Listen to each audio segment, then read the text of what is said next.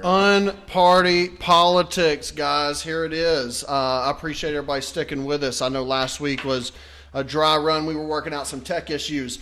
But first official episode, so we appreciate everybody tuning in. We appreciate everybody that's watching this after the fact. For all you guys that are staying live with us after the 1 hour episode, we're going to hang around for a little bit and talk to you guys a little bit more candidly. So if you're tuned in live, you get the after show. If not, we'll see you on YouTube. Unparty politics. What is unparty politics? So look, here's the goal. We really feel like a lot of the division going on in our country right now comes from the divisive parties. What we've noticed is that when Republicans talk about Democrats and Democrats talk about Republicans, they seem to talk about the entire group, but they usually are referring to about 10% of the group. We think that there's a 10% alt-right and an alt-left extreme, and we feel like the alt-right and the alt-left extremes are overly magnified in our world today. So people talk about Republicans and they think of the racists and they think of the bigots out there, right? And then people talk about Democrats and they think about the kids that are really, really entitled and causing riots on campus and stuff like that. And the truth is that about 80% of us are all kind of in the middle, and we kind of all want to work together, and we all want to kind of come together and agree on things. But we feel like there's a little bit of divisiveness that comes from the party. So we wanted to take a chance to try to look at those extreme 10% on both sides.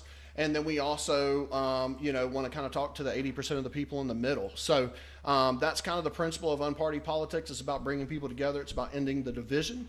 And it's about, talking about some of these tough issues, but looking at it from a perspective that I think most Americans look. Is that kind of fair to you guys? Is that kind of what anything else that I need to add to the message there? I got Scott and Danny on us. What do you guys think? Matt, thank you. seriously. Man, I'll tell you what, we are, when we look at what we have decided to do from a standpoint of this show, you know, we're trying to figure it all out. I think that we have a group of people that are with us right now, that we're a small group. We're kind of a family right now.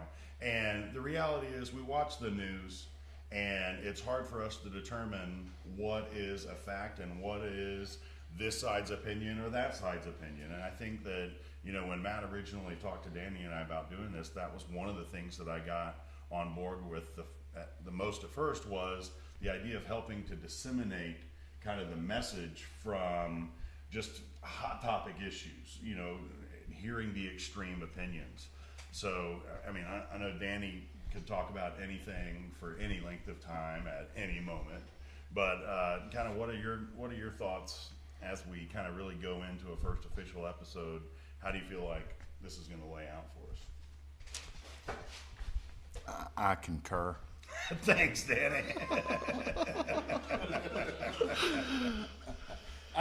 No, look, I'm excited. It's really about cutting through the divisiveness that's out there in the media. One of the best things that I hope we bring to the table is to show people to do their own homework when it really comes to a lot of these hot button issues. So many times people read a headline, but they don't read the article. And then they just take whatever they're going to do, you know, from that. I mean, it's so true. Let's say that again. So many times people read the headline, but they don't read the article. Yes. And they feel like that's enough to formulate an opinion on, and it's just not. And if we want to be an informed populace, it takes a little extra work on our part. And so that's what we're here to do. Absolutely. Yeah, and Danny, just to speak to that honestly, I think if I had an ultimate goal, it would not be to show people who to vote for, to show people what my biased opinion is. I just hope that people can watch and understand the most intelligent way to think about the subjects, right? Sure. I think it's important that you look at both sides of the issue and you really empathize with both sides. You try to understand where people are coming from, whether they consider themselves left or right, or Democrat or Republican. So I think that's the main thing that I hope that we do, is I hope we show people how to think about politics and think about them in a way where you really want to hear both sides out. These days you hear a hot buzzword, it's just propaganda. You see the left and the right just throwing these Facebook and Instagram memes at each other and stuff like that. And unfortunately, we don't really get to deal with some real issues.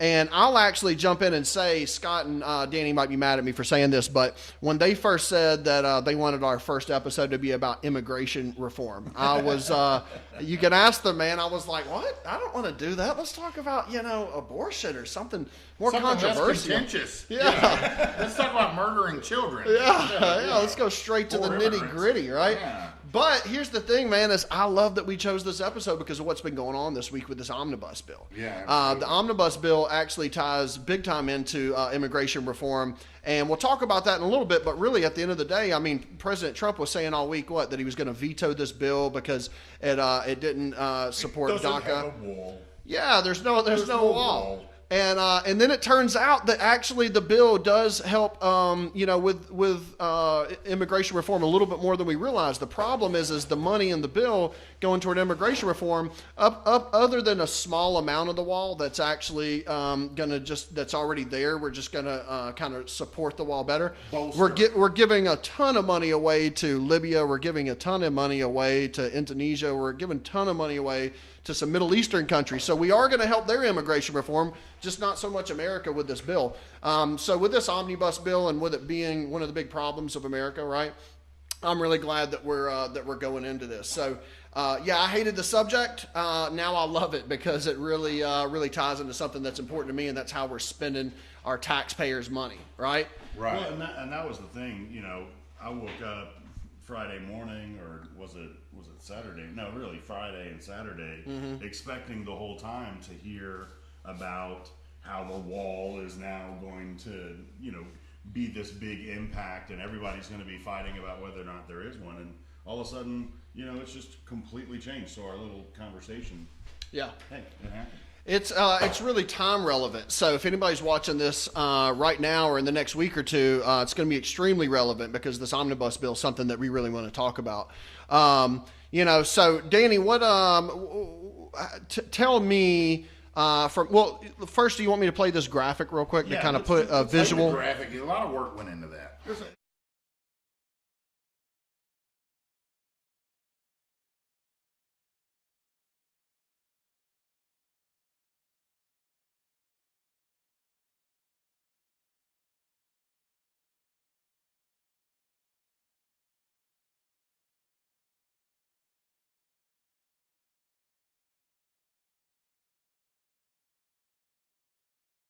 Identify who these extreme versions are on both sides. So the first thing that I want to just kind of lead us down and kind of gain a little bit of insight from you guys is, you know, the far left and the far right. Where do y'all want to start? Far left or far right? You know, Scott, you want to take the left? I'll take the right. Bring it. Okay. So the far left, you know, in this world would be saying things like the people that are coming into the country are all going to be terrorists, and everybody that wants to come in is going to try to blow up our country. That would be the far right. That would be the far right. Yeah, I was gonna, but thank you for making my point. I appreciate that. So again, what do you think the far left really involves? Okay, so the far left, terrorism. I love people. I love everybody. The whole world is a melting pot. Everybody should be able to come in. We of all people should never say that anybody couldn't come into our country. This is a nation of immigrants. We are all immigrants, my friend. And apparently I'm a very big immigrant. Yes. Well, the Southern funny Baptist immigrant, it sounds like. Yes. Hey, here's the funny thing, though, and I'm not taking a side because you guys know that I'm a very in the middle kind of guy, but I think where the left's coming from. We can't put a wall in the middle. Right. Okay. Right. But I think where the left, let me just say this, I don't think the left is just saying not only that we're all immigrants, I think they're saying if you look at how this land was formed, a bunch of people from other nations came onto this land, took this land over from other people, and so, you know, they feel like America ended up America for wrong reasons, I think. Okay, now I'm gonna question that just for a second. I get that we came over here and in the name of Western expansion, we moved a couple of, Indians. People. Yeah, people You know, out of their property. But what a lot of people don't talk about is those sons of bitches were fucking fighting and killing each other over land just like we did. And I'm not saying what we did was right, but what I am saying is I love my AC, I like my TV, I like where I live. And none of that would have been made possible if we hadn't come over and took somebody's land who, let's be honest, really weren't using it. Not to the greatest effect.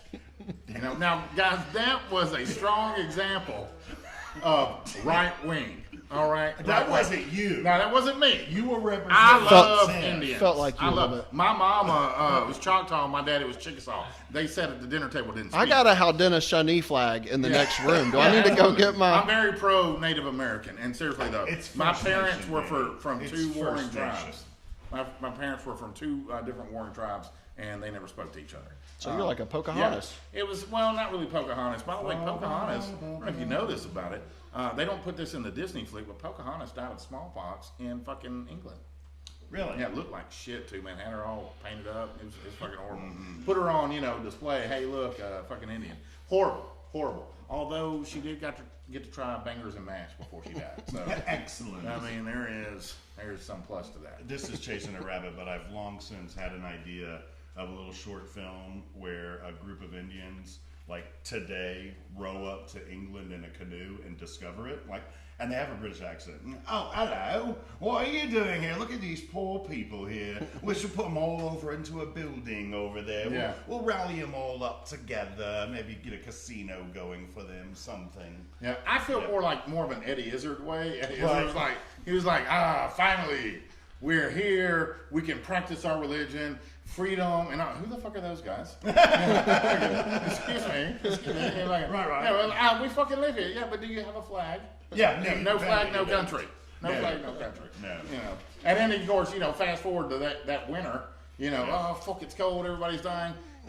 And they start bringing them food, and she's like, oh, I love all this. Is that mine? No, it's mine, and it's frozen. God, I know. guys, I apologize if there are any kids watching this. Please educate yourselves. Excellent. So I want to try to sum up here because we've said nothing for No, we said It was left. entertaining, but let's talk about the extreme left and the extreme right real quick. Okay, all right, go. Extreme Go left extreme left. look. I think basically what we said is, look, the extreme left feels like that this country was kind of founded on some irrational laws. Maybe it was years ago. It wasn't irrational, but it seems like it is looking back in hindsight from 2018.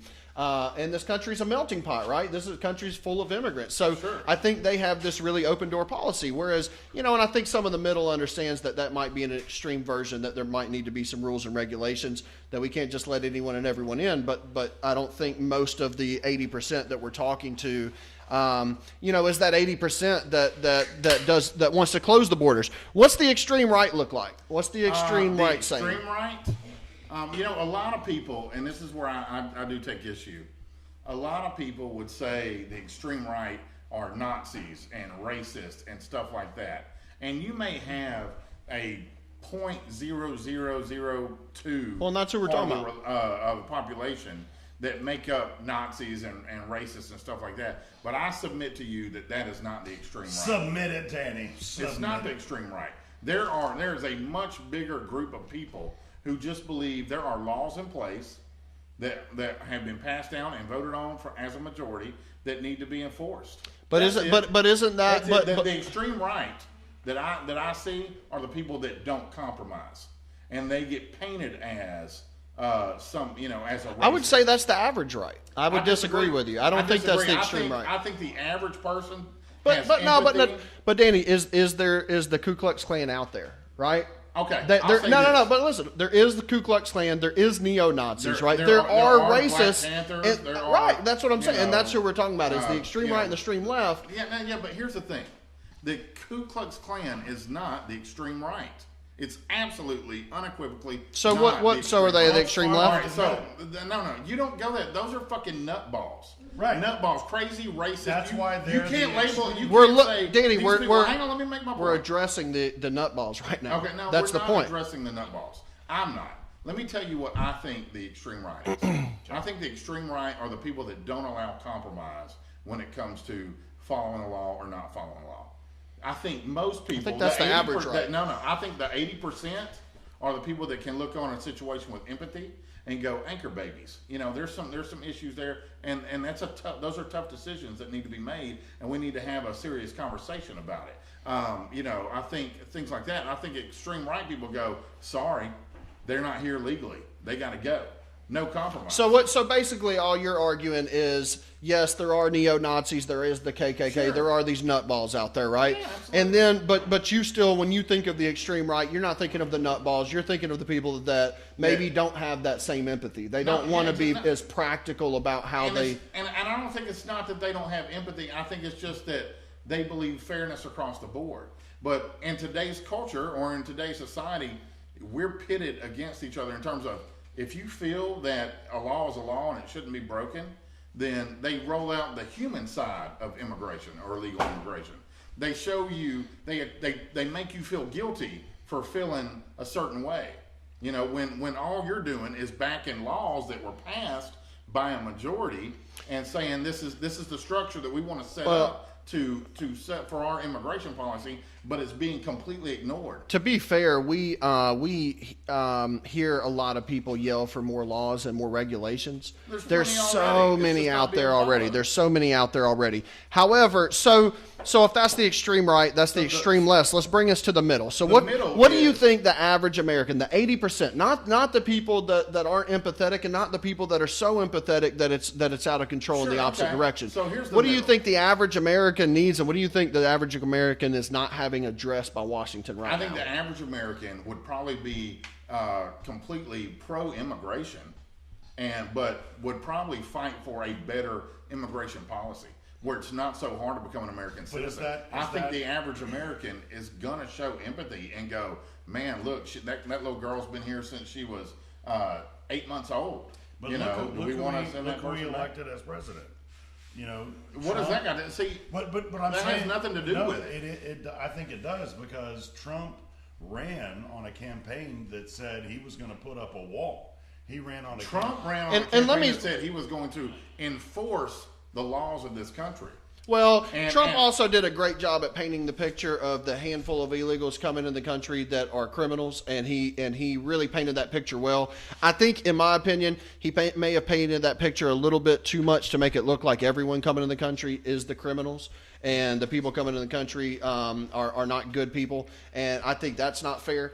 But let me say this. Let's back up for a second. So when Trump first started talking about the wall, that wasn't really in the news very often, right? No, sure. So that was a hot button that he kind of hit on early on. Nobody else was talking about it. He got a lot of hype about it. I can't wait for us to get to the part where we talk about how he basically completely flip-flopped on what, the spark in his initial campaign was, which was this wall. But I'm not upset that he flip-flopped. Well, he said all week that he was going to veto this omnibus bill, right? Yeah. I mean, he said that we're getting a bad deal from other countries. He's going to come fight for us. He's going to fight for us as a country and the bad deal that we're getting. And, in this most recent omnibus bill, we're giving millions of dollars to other countries. As a matter of fact, we're giving more money to the Middle East, to Libya and Indonesia and some of these other countries, Jordan. We're giving them more money than we're putting into our own country as far as building a wall of some sort. I don't care. I'm not a wall person. I'm not supporting the wall. But Trump really flip-flopped on that. I don't think he flip-flopped. So what do you think happened when he says that he's going to veto this bill? Danny's doing a little research right now to find out what in the world you're talking about with this flippy floppy. Sorry, I'm checking my... He's checking sources right now. I'm just posting on Facebook. Sorry, guys. I'm in this. All right, no, look, seriously. All right, Scott, what do you think? Or was the question to me? Well, do I think he flip-flopped? I don't. Do I think he was put in an uncompromising situation where he could either go one way or go the other, and he chose the lesser of two evils? I do. At the end of the day, we're talking about politics. We're talking about the pork barrel buffet that all these motherfuckers rush to, and it's all handshakes and horse trading behind the scenes. And then they come out. You notice the Dems didn't say anything about a lot of the shit they got pushed through that they were fighting for. They dropped it because they got so many other things on the other side. This omnibus bill came through because he couldn't get the wall done. As much as he's the president of the United States, he couldn't say. But he said all week he was vetoing it because of the wall. So what happened, though? What happened was he had to sit down with his cabinet. He had to sit down with the Speaker of the House. And they had to sit there and go, look, here's the thing. It's a start for now. The southern border is going to get, bolstered up so we can start that. But at the end of the day, we can get this. $716 million for the defense industry, $1.3 billion overall. And then he cut Dems in a lot of the places where they were wanting $900 million for this or that. He got them down. It's a fucking horse trading compromise. You can't get everything you want. You fight for it. He put a lot of pressure on him in the State of the Union. It's something that he really fought for. But at the end of the day, he can't mandate a wall. He has to work within the constraints he's given. Hear you, and I'm not fighting. So I would ask, why judge him for not being able to get it done when he did everything he could? He didn't. It was the lesser two. He's like, well, this is a really good deal. The military is getting a fucking 3% pay increase, which they badly need. So at what point do you go, I'm going to set aside, helping these people? And I mean, I think it was a great stand for his presidency to show that he can lean, not be so fucking stubborn and go, man, this is really going to help the military. It's really going to help a lot of people. And I'm not going to let something as contentious as the wall stand in the way of helping all these other people. He took his ego out of the situation and didn't veto the bill. That's a presidential move right there. That's a lot of assumptions to say that he removed his ego and humbled himself. He had to, or he would have vetoed. He removed his ego. Now, none of us can say for sure. I'm happy that I don't care because I don't want the wall. I personally, I think that I think 80% of Americans would agree that even if they want a wall, they don't want an entire wall. If you look at how much you would spend on an entire wall, it's ridiculous. What do you think, Scott? Honestly, a wall. I saw today a bunch of different demo versions of it, like the sections and what they look like, and some were environmentally sound and some were just big old things of concrete. I think the idea of protecting our borders, if it's just a chain link fence, it's a joke. So which is exactly what the fuck it is, by the way. It A joke. is. Yeah. So why not just knock down what we got now? Yeah. Why even have anything? Because what we have now doesn't work. So what's the virtue of having what we have there now? Well, I mean, what they actually got in the omnibus bill towards it, and there's part of it that's really funny, in the whole scope of where that wall is and how it exists. 92 miles of actual wall is what was funded in this most recent billing. Sure. And I saw a graphic, and it was just the tiny little smidgen. Well, I mean, the Great Wall of China wasn't built in a day. Good. We can talk about that. Thank you, Dan. Yeah. But it does allow for a lot of drones and camera technology, and so there is something that's been done there. But I think what we have to do is back up and really deal with kind of what you were talking about at the beginning.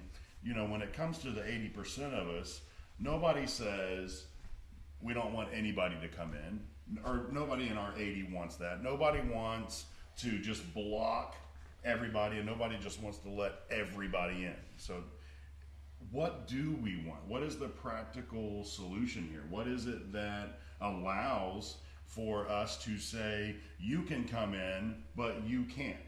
The moment that we can say you come in all day long, but the moment we say you can't come in, that's when everything changes and everybody gets their panties in a wad and gets all nervous. So in y'all's opinion, what is it? Where is the line? Where are we allowed to say that this person can't come in? We can't say it's just because they're a Muslim, because that doesn't not all Muslims are terrorists. Well, we did. I mean, we did. We did, and not only did we, then when our judicial system basically took the executive order down, it was just executive order after executive order after executive order. There was 3 executive orders on the Muslim ban. Yeah. We also put all the Japanese people into camps after World War II, but that didn't necessarily solve that. It was a moment of crisis. There was something, we've got to protect ourselves, this or that, but that is not the America that we live in today. And I don't think just banning all people because of their faith or race is going to solve all of that. So I mean, where is the line? When can we say this entire group of people can't come in? Guys, by the way, I'm playing a role here. I'm not this far right. I'm doing this to show that 10% that they're talking about. Except I don't have my swastika on. Did you just get hate mail from your mom? I'm just saying. No, I'm just saying. We're here I'm showing the 10% that they're talking about. This is and he's fighting the politics. 10%. Yeah. So, but to your point, I missed most of what you said, and I don't want you to take that as a personal affront. No, most of what I said, I was looking at the computers. You could just summarize, trying to figure out all right, so let me ask y'all this: what percent of the 80%? Right? Forget the extremes. We're past the extremes. Hold up. I love the extremes. No, I know you're playing the role a little too long. Look at your outline, not your Facebook page. None of us can see the outline. Right, and none of us can see my face either. By the way, I was texting somebody that's actually watching the show. Look. Here's what I'm saying. Listen. Here's a question.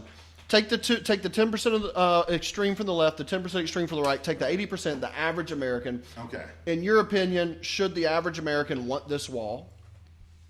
Why or why not? I think it's such a personal thing.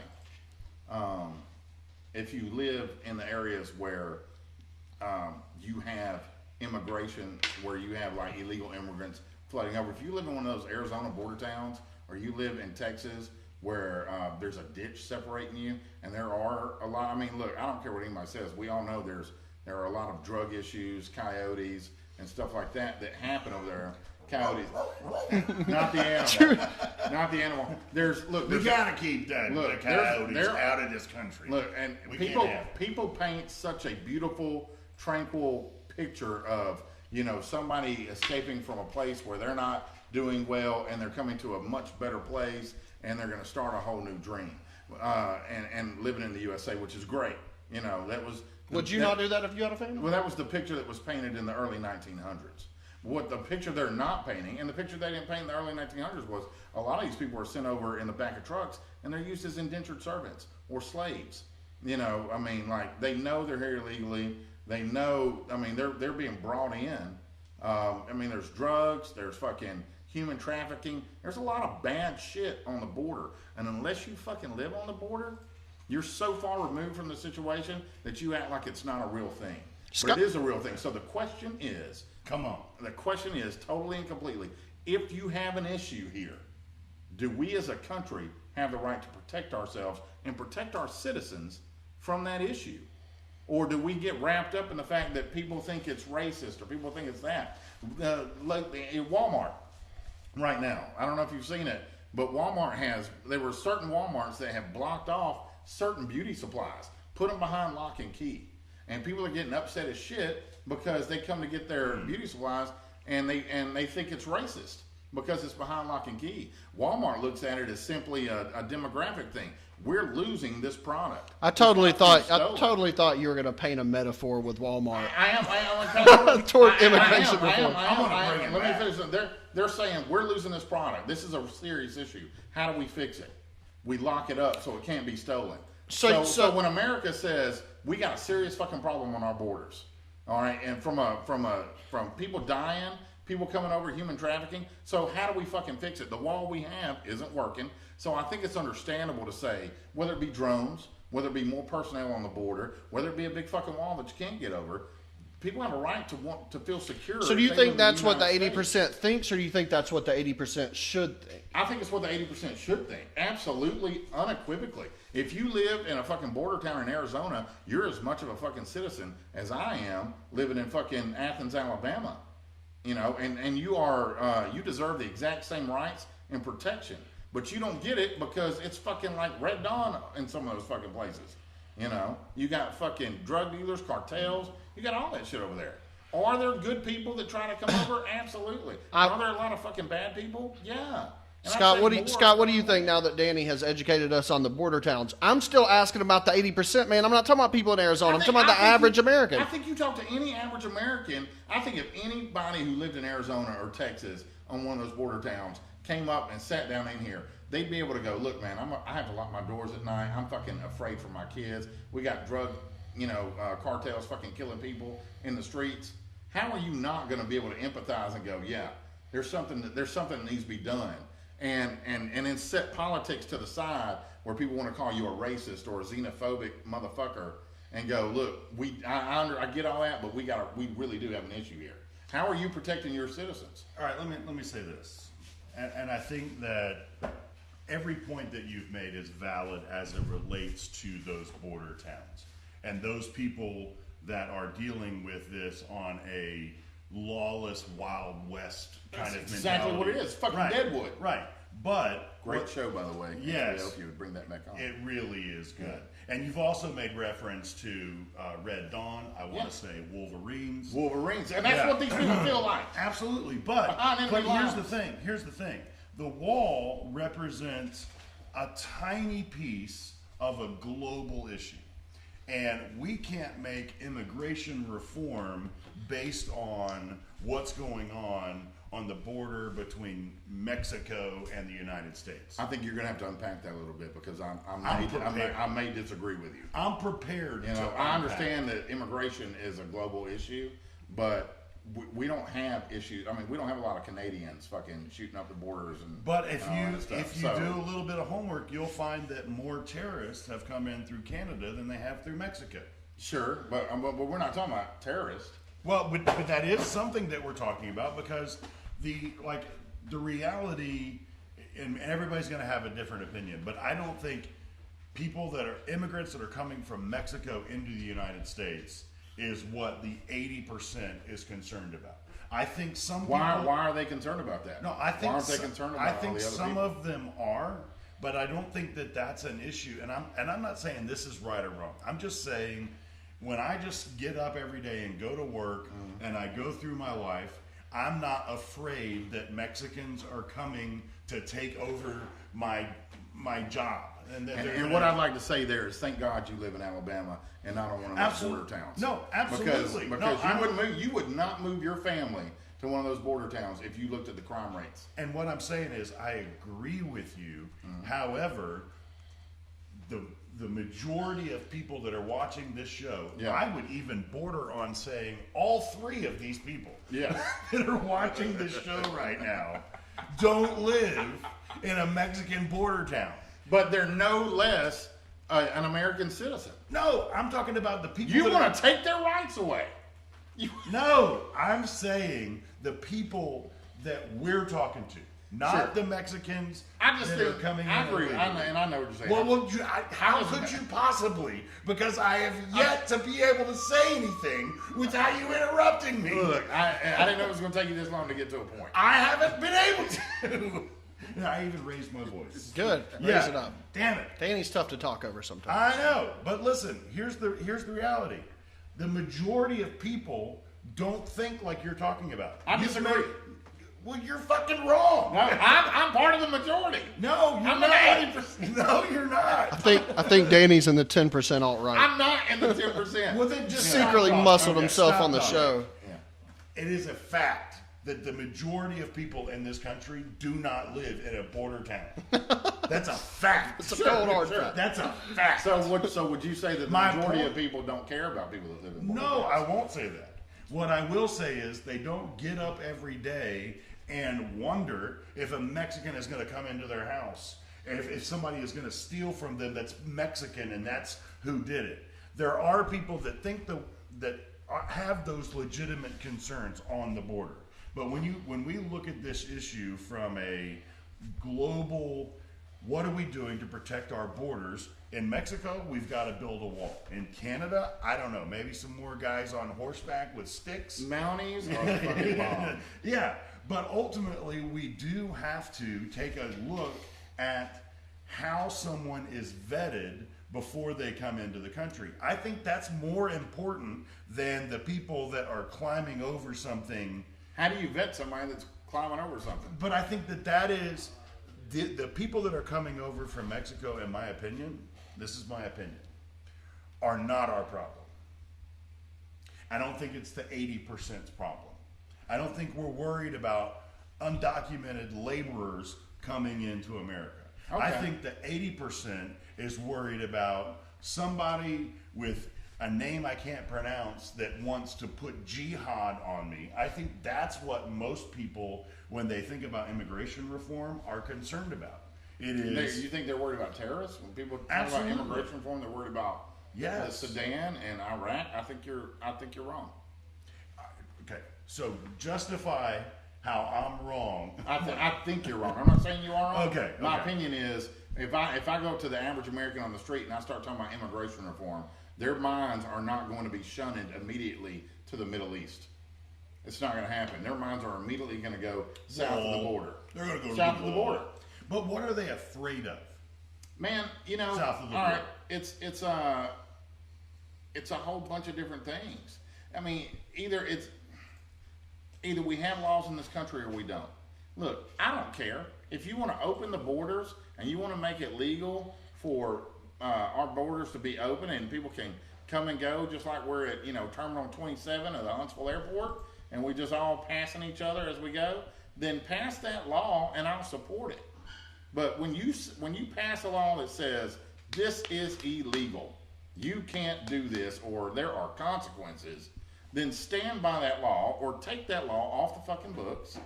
And So what's your solution for the people that are here illegally now that have kids in our school systems? Uh-oh, he that went have DACA. He went DACA. okay, let's talk about. I'm just asking what your solution I would be. think we need to find common ground, right? I think that's the biggest problem. I think this country is having a hard time, the right and the left coming together to find common ground. So here's what I would say. Dreamers, that's a hard thing to unpack. Anchor babies, hard thing to unpack. There are serious issues there, and there are serious questions that need to be answered. All right, but we can't even get on the same. We can't meet in the middle on the people that are getting deported right now that everybody's up in arms about. These are people with criminal histories, motherfuckers that stab people and shoot people and rape people, and we deport them, and everybody's fucking angry. And you're made to feel guilty because they want to humanize this person who got a DUI and killed 2 people. And they're taking him away from his family because he's been in this country for 7 years. Deported 3 times. Came back. Thank God he was able to get over the non-existent wall that we have so that he could kill 2 of our citizens drunk driving. Okay? Now, those people deserved our government's protection just like anybody, any of our citizens do. I think a lot of people would argue everybody being deported is not a criminal. I'm not saying everybody needs to be deported. You just said no. that. What I'm saying is where we are right now. What I'm saying is where Can we are replay right the now, clip of him saying that? What I'm saying is where we are right now. Type it up on your we're laptop. The only people we're fucking deporting are the people that have criminal histories. You just said it again. Coming out of jail. Criminal histories. Are you against deporting? You said the only people being deported have criminal histories. That's not true. Let me get a real moment from you. Okay. Do you believe that it's okay to deport somebody who's here in this country illegally and has broken the law? Absolutely. Not being. Yes. Okay.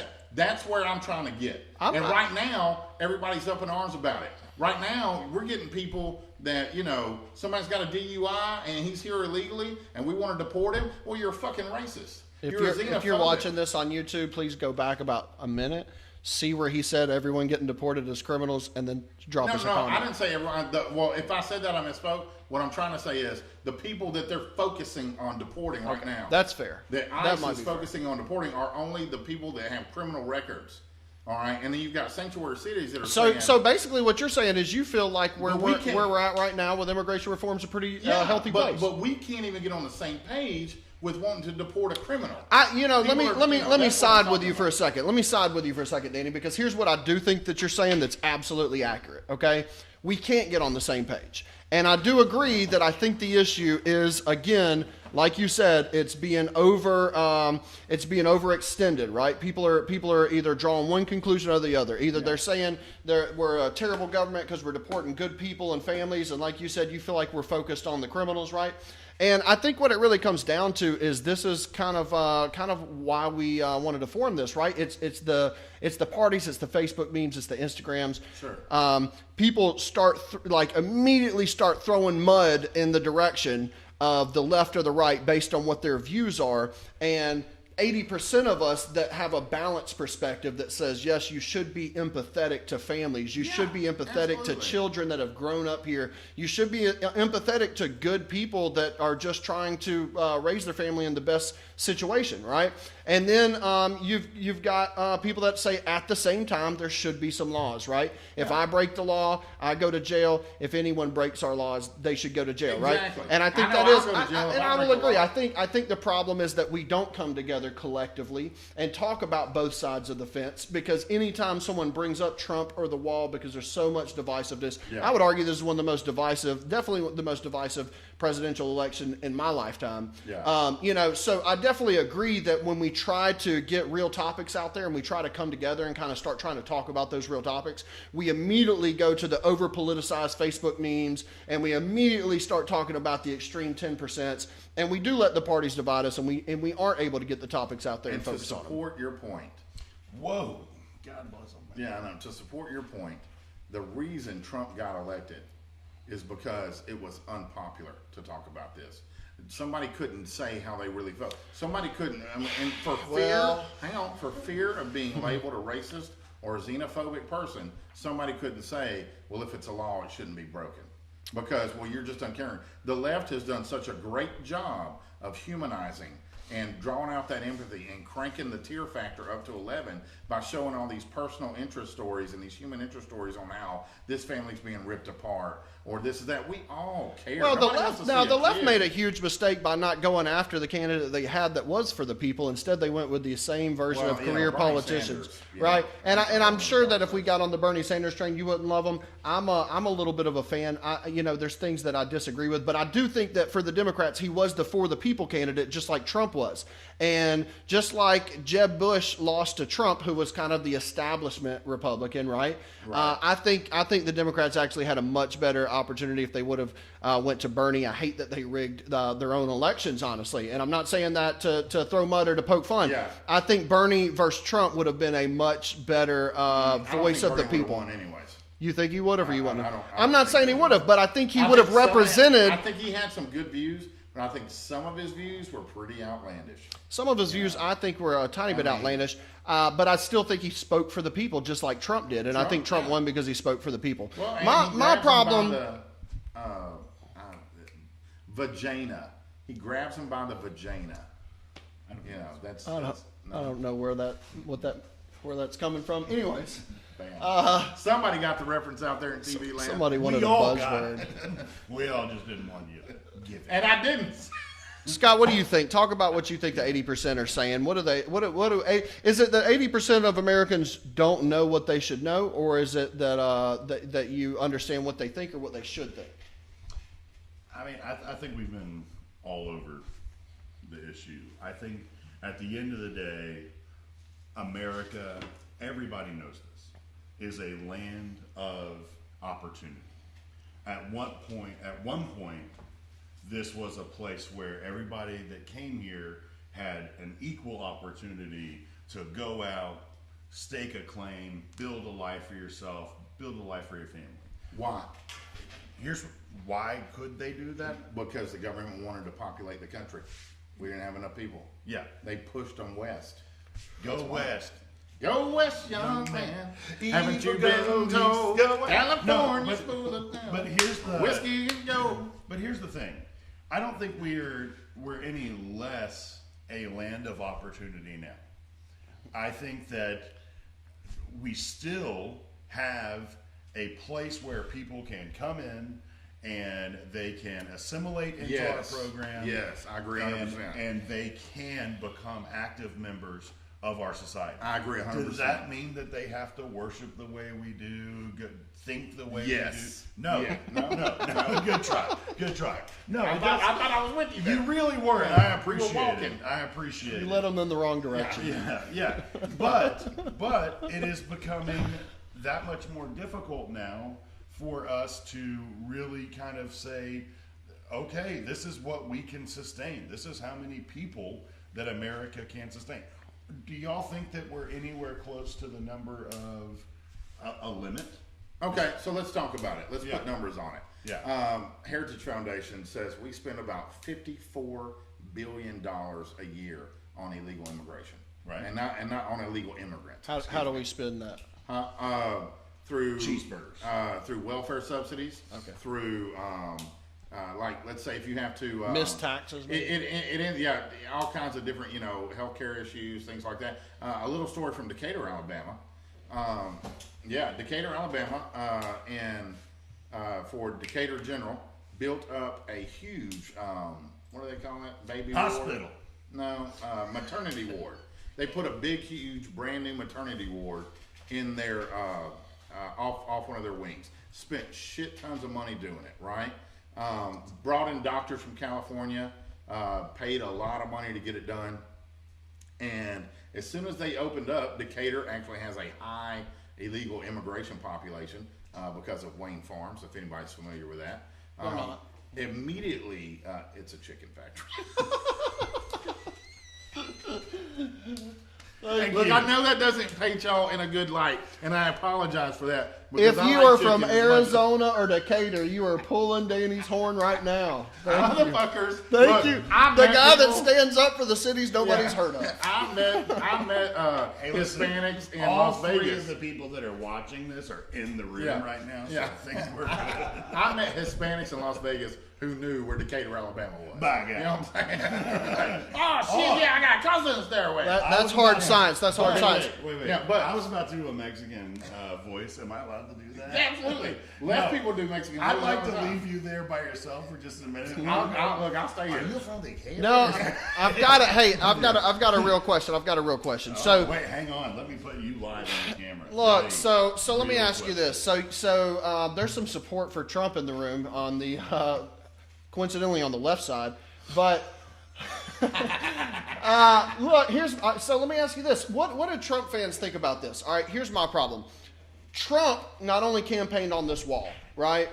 Trump not only campaigned on this wall. The other thing he campaigned on was he was going to go to Washington. He was going to fight for the people. He was going to fight for them to stop taking taxpayer money and blowing it away. He was going to fight for how we were getting ripped off by other countries. Yeah. So what do Trump fans think of this bill that's a $1.3 trillion spending? We're giving millions of dollars to all these other countries. And like I already said, he was going to veto it for sake of the wall, and he didn't do that.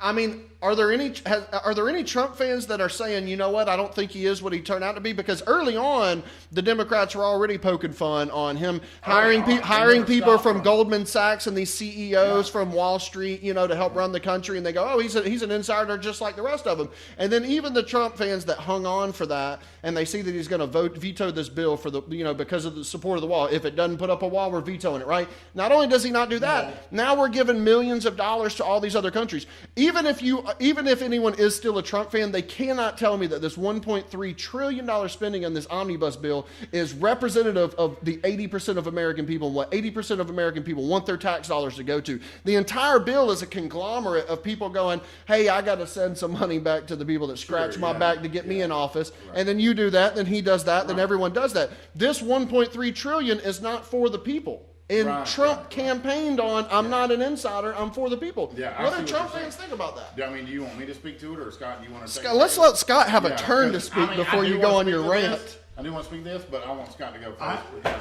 first. And Matt, you and I have talked about this at length this week.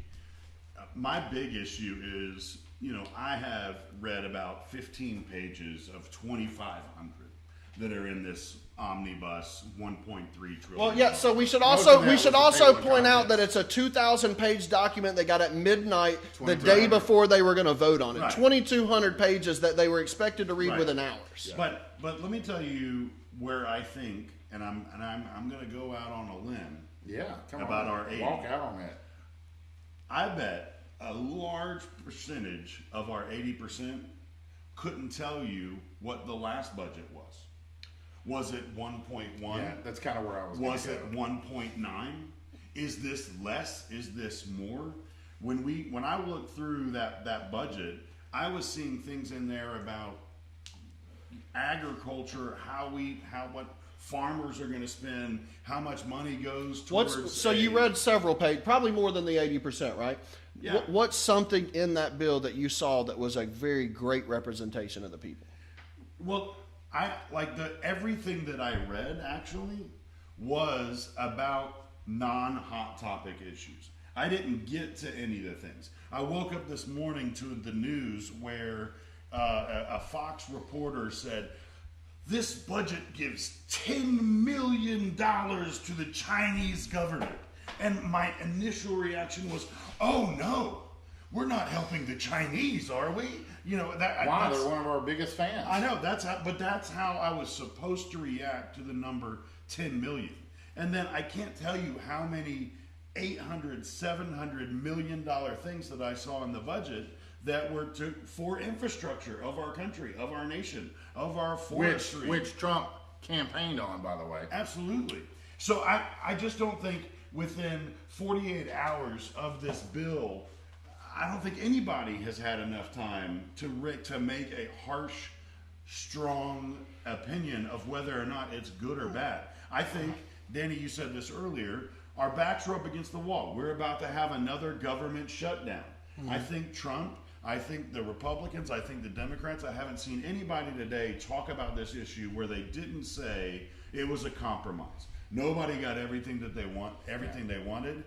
Trump seemed to be the loudest of all of those. And he said, I didn't get everything I wanted. He even said, I'll never sign something like this again. But I needed to make sure that the military got the funding that they need and those people got the money. I agree with you that some of the hot topics are over politicized, right? Yes. That you're right, that we talk about the $10 million that we're spending in China, and you can ask the question, well, do we know if we were spending $50 million before, right? So I get that side of it. I still, I don't want the federal government to shut down either. I get that, right? Yeah. But here's the problem. Washington is gridlocked on everything until it comes time to spend, right? When the Democrats are in charge, the Republicans, the conservative party, but now Republicans have the majority, right? And now all of a sudden there isn't a conservative party anymore, right? Washington's completely gridlocked on everything the American people want them to decide on. Every time the American people want them to get together and try to agree on things, they're completely gridlocked. But then the moment that we're going to put a bill together and spend trillions of dollars, all of a sudden they get along as good as they can, right? Because they go, hey, we'll give you $1 trillion toward warfare, $1 trillion toward welfare, and everybody's happy, right? And so that in and of itself is my biggest point, is that I think that things are wrong with Washington. I think that's what the average American person is saying. Listen, right now we spend $1.7 billion a year to maintain 770,000 empty buildings. Empty federal buildings, and we're continuing to look for new properties. We're spending $1.7 billion a year on empty buildings, and we're looking for new properties. So, why does Washington never get along until it's time to open up the checkbook on the tax dollars of American people? So, all right, well, you've got the industrial military complex. I mean, if you want to go down that road, we can, but I think we're talking about immigration reform. But I think from a Trump supporter, and look, this is somebody who's speaking, you're speaking to somebody who's in the military and knows how the Army worked in terms of budgeting when it came to, in our section, just our personal experience with logistics, we had a budget that we had to spend. All right, so let's say they gave us $15,000 for our section that year. If we didn't spend all $15,000, they would turn around, let's say we spent $13,000, next year we don't get another $15,000 for our budget. They cut our budget down to 13 because they say, well, they didn't need that much. So every unit that I was in, when it came that time of year, they were spending like crazy before the end of the fiscal to be able to max that budget out to make sure that they got the same funds again next year.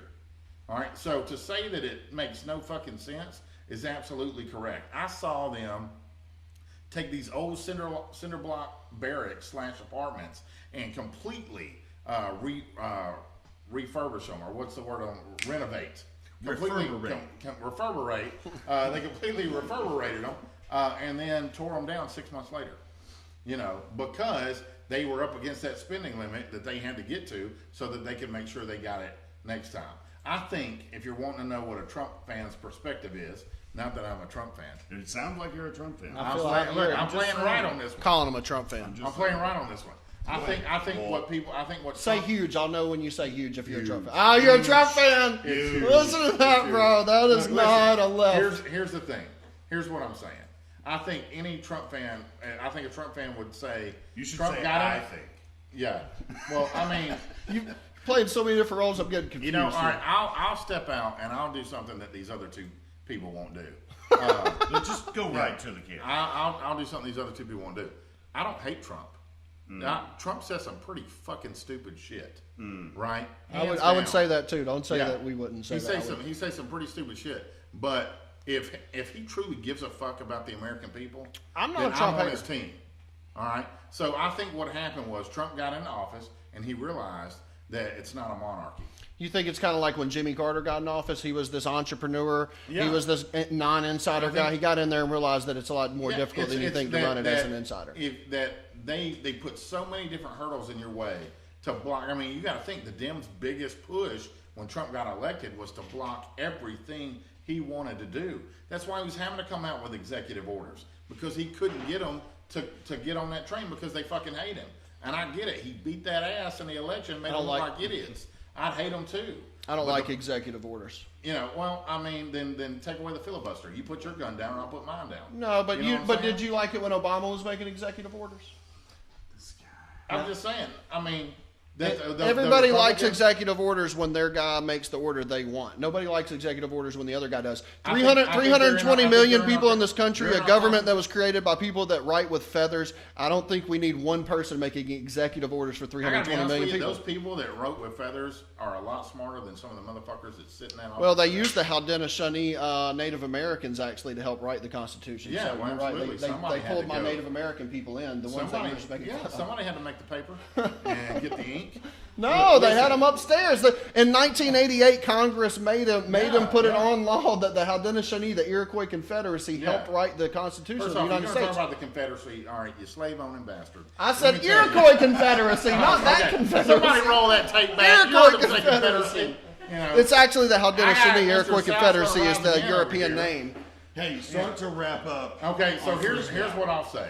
80% of the people, to Scott's point, have no fucking clue what's going on. Thank you for finally listening to me. And I think the point I want to leave everybody with is there's a lot of talk about democracy and there's a lot of talk about this and about that. End of the day, people forget that we're a fucking republic. Yeah. Okay. I love that we're a republic. You don't like what's going on in this country, you have no fucking say. But what you do have a say in is the person that you put in place to talk for you. So if it really matters to you, then you take those people out. You have the power to change everything if it's that big of an issue, because you can vote those people out. Then why are we changing it? Because there's fucking 350 million in this country that can't get on the same page because they're inundated with bullshit, fake news, and media that has a buzzword propaganda, like I was talking about earlier. Absolutely. And on the other side of that coin, even if you go into Washington, D.C. with the best of intentions, you learn quick, fast, in a hurry that it's probably one of the most corrupt places on the face of the earth. You know, that show, House of Cards, probably isn't too far from the fucking truth on how things get done. And by the way, I love Kevin Spacey. I don't care if he's gay, and I don't care if that little boy took his pants down. That man is a national fucking treasure. All right? So, y'all don't like Kevin Spacey? Huge fan. Huge fan. What? Look, that kid was 14, all right? This were like 1600s. You're trying to go Dave Chappelle on us right now. If this were 1600s England, that kid would have 3 kids by now. At 14 years old, he'd been halfway to retirement. Is he playing the strong right role right now? No, not so much. Look, Kevin Spacey didn't even do anything with it. Hey, listen, his pants are I'll it's agree not with like he you that raped I him. like Kevin Spacey. Let's stop it there. I like Michael Jackson too. Yeah. All right, but nobody talks about those kids framed him. All right, they framed him. Motherfuckers look healthier every time he saw him. Hey, motherfucker, I thought you was dying. I thought you was dying. All right. I see you. Look, man, all I'm saying is, I know this isn't completely immigration reform, but I think it ties in because I think a lot of what people wanted from Trump on this omnibus bill was for him to stand behind his wall. But he knew better. And Scott, I am going to He do didn't something. take selfies. Scott, I'm going to do something that you said not to do, that you talked about the news does. I got to do it because it's so worth pointing out, where they make an over-politicized point and they swing your emotions towards something. But listen, NSF, $350,000 spent in if Japanese quail are more sexually promiscuous on cocaine. That's our tax dollars, $350,000. You know what they did? They gave them more money. Right? Oh, yeah. That's what I'm saying is this omnibus That's bill. the first thing that you've said that I agree with. Look at the 700 billion. Look at that. We need to know. Okay, the about American it. people may want to know if Japanese quail are more sexually promiscuous on cocaine. My point is this $1.3 trillion omnibus bill does not represent the American people. And the American people supposedly put someone in office that was going to go take on Washington. The $700 billion bailout, when our country was damn near on the brink of a Great I didn't Depression, agree with it. had nothing but fucking pork barrel bullshit on it. I mean, there was shit in there that had absolutely nothing to do with pulling our economy out. It was the politics trying to get what they fucking wanted absolutely. when they could. That's the point. That's my point is that they steer all fucking corrupt. They steer people with their propaganda, with their buzzwords, and then they silently pass this stuff. Whether you want to talk about the TPP agreement, whether you want to talk about what they've done with Social Security, they've had meetings at 3 a.m. on the weekends, right? But they steer us with flags and bathrooms and walls and all this crap, and then they go in there and they go scratch backs and they go make a bunch of money. So how do you put Trump under a microscope and go? I'm not saying really that. fucked up. I'm asking what people that really thought he was going to go and do something for our country. He has. Look, I tell you, In the omnibus bill, I felt like when you're going to like Trump. You're going to like Trump when you file your taxes next year, because you're going to get a lot more money back than you did this year. Because that's what Trump's doing. I'm not a Trump and the hater. deficit's already coming down. But it still has to come back to, and you apologized in advance. You kind of said sorry, not sorry. Yeah. Like I tried to read as much of it as I could and stay. And with a in third tune. grade reading level, that's impressive. Thank you. And you got 25 pages. I really tried. Hey, I do want to quickly say, not supporting either party or any particular politician, but if you want to read a lot of cliff notes on the omnibus bill, I think we're going to post the entire bill under this link on YouTube and Facebook, and then also you can go to Senator Rand Paul's Twitter feed. I'm not producing. I'm not speaking up for Senator Rand Paul. No, it's not semantic. Rand Paul, I'm a liberal Paul, fucking hippie that wants to take all your Rand fucking Paul rights. is a libertarian under a Republican ticket, but all I'm saying is he made note of a lot of where the money's going. If you want cliff notes, if you want to go see where a lot of this money's going, you can look on his Twitter feed. That's all. What you said sorry, not sorry for is I'm gonna talk about a $350,000 thing. And I know it's a small amount of money. But no, I'm not talking about. I mean, the how amount much of do we money. owe the Chinese? And people are bitching that we're giving them $10 million. But it's not that it's a small amount of money. We talked about that earlier today. Right. It is, what is the scope of a $1.3 trillion budget? Is that, how long does that last? Do we even know that? Is that the fiscal 2018 year? I tell you what, it'd be $54 billion cheaper if we made some changes. Oh my God, we can cut that in half. No, but it's, what are all the things that have to be kept going by this? And when, what I don't like that I see on Facebook and the memes and all that kind of stuff is somebody saying this one small thing is terrible. Everybody look at this one small thing, this one issue that's terrible, and then we don't even look at the big picture. Well, I The think bomb to is really, chaos. Individuals are smart. Well, I know, but we're the ones that are supposed to be saying don't be manipulated by shock value stats. And sorry, not sorry over here throws out. I did throw it out because I'm throwing it out in the case that all I'm saying is I'm making a very valid point that Washington doesn't get together, doesn't get along ever. Then they get together when it's time to open the taxpayer checkbook, and I think they're too loose with our money. I don't think I agree. $350,000 is worth not talking about, and I'm not trying to swing anyone's opinion. I just want them to see the kind of stuff that we're spending this money on, and how some of it is very, very mundane, and this is the taxpayers' money once again, right? And so that's the only point that I'm trying to make, Scott. I'm not really trying to swing the people. Man, I actually agree with your point. Yeah, Sadly, I agree with it too. Right. But well, that's because I swung And, you and I guys. gotta be honest with you. No, I agree with you. I don't care that you made it from the cover of the bushes, okay? And I'm out here on Front Street. Right. But look, listen. Get the metaphor. It means that I'm the only one out No, there just keep that going with your says other what they original really point. mean. And everybody else in here hedges their fucking bets. I'm honest with you motherfuckers. These guys are Whatever. scared We to- saw you on scared to tell Facebook. the truth. We saw you on your phone on Facebook. You're doing this to line up women. Look. Yeah, that's what I'm doing. Yeah, if anything, I'm losing them. So, but you agree I've with the got a point. thing for Mexican women. I don't know what this is going to do for my dating life in terms of that. I don't think Yeah. you're going to get a whole lot of those. I'm going to be like Trump going, you know, when he had that big ass taco salad, and he was like, I love the Mexicans. Eating that taco salad? I mean, y'all see that? It wasn't that funny. Am I allowed to say that Look, on TV? I think a bigger issue, Danny and Scott, that we need to talk about in the future and that we'll come back to, and maybe we can talk about it on the after show a little bit, is to really do what needs to be done. We would have to hurt some career politicians, and we'd have to hurt some some over capitalistic chromies. I'm not talking about. I love capitalism, so I'm not speaking bad on capitalism in any way. But if we look at what we're doing to our planet, to go solar and wind and stuff like that, right? We've got to get away from oil. And how do you get rid of the oil industry, right? So we're the fucking Middle East of natural gas. You know, you can't get rid of the oil country. They're steeped in something. You have to make some hardcore fucking changes. You know. Look, let me wrap it up, and then we'll stick around on the after show and talk about this stuff, just having fun with the people that are live. Guys, real quick to wrap it up, is the logo not on my face anymore? Okay, I took it off. All right, we're golden like Corral. Guys, I appreciate you sticking with us on the first episode, Immigration Reform. I think we did talk about some hot topics that 80% of the country wants to talk about and wants to see addressed and wants to see people talking about, and a safe place where you can kind of freely share your opinion.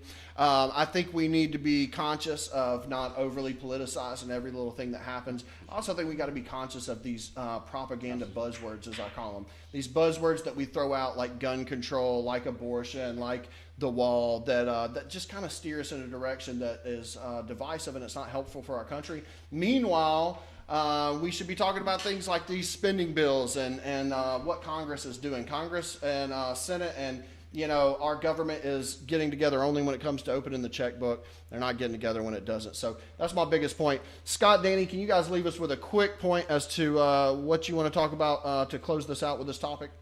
Well, I'd like to close this and just kidding. That's what it sounded like you were saying. Join hands. Yes. I'd like to teach the world to sing. Guys, I want to say this. I have been trying to figure out all of this system, so I have not been as engaged as I would like to be on a regular basis. That's what Danny's doing on his phone right now, Yeah. too. He's figuring out the system. Yeah, so we're all trying to figure this out. We would like to hear from you this week, like butcher us on Facebook and tell us YouTube. all the terrible things that we could do better. right now it is fun.